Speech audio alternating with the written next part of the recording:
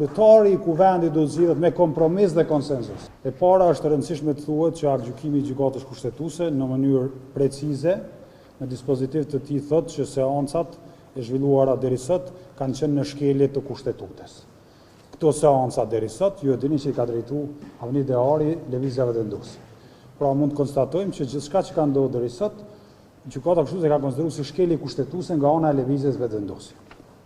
E para, e dyta, përsa i takon votimit të fshetë, gjykata kushtetuese e ka shpall një kushtetues, edhe e ka sqaruar në mënyrë shumë të saktë për një arsye të thjeshtë. Ne jemi sot në një seancë konstituive.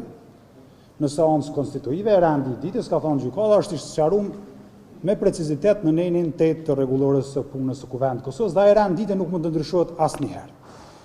Dhe rendi i ditës dhe mënyra e votimit mund të ndrohet vetëm gjatë seancave plenare, seancave zakonshme që nuk është rasti me këtë seancë, pra gjykata kushtetuese ka thënë që rendi i ditës mund të ndrohet në seancat plenare, jo në seancë konstituive. Në këtë mënyrë, duke ndruar rendin e ditës, kryesuesi i seancës konstituive ka shkelur po ashtu kushtetutën, është një përcaktim i qartë në aktgjykimin e gjykatës kushtetuese. Unë këtu për hir të kohës nuk mund të lexoj paragrafet caktuar, por do të kemi rast të shpjegojmë.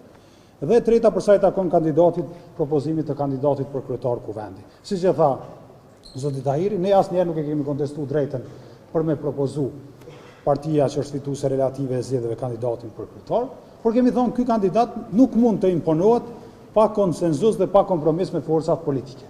Fjalën konsenzus dhe kompromis i gjeni në aktgjykimin e gjykatës kushtetuese. Gjykata kushtetuese ka thonë e drejta e fituesit me propozu nuk është mekanizëm bllokimi për tjerët, dhe ky proces i zgjedhjes kryetarit kuvendit do të realizohet përmes dy fjalëve kyçe që në aktgjykim: konsenzusi dhe kompromisi. Kompromisi në çdo interpretim të fjalorit gjuhës shqipe nuk kupton lëshimin peng nga diçka. Ne kemi bërë kompromisin tonë. Ne kemi thonë e votojmë një kandidat të pushtetit. Lëvizja vendosur deri sot s'ka bërë asnjë kompromis. Me i thirr liderët e partive politike në takim, me zhvillu takime, nuk është kompromis. Nuk është lëshim peng. Prandaj mendojmë që gjykata kushtetuese ka konfirmuar në mënyrë të qartë ato që kemi thonë. Kryetari i kuvendit do të zgjidhet me kompromis dhe konsenzus. Janë fjalët e aktgjykimit të gjykatës kushtetuese.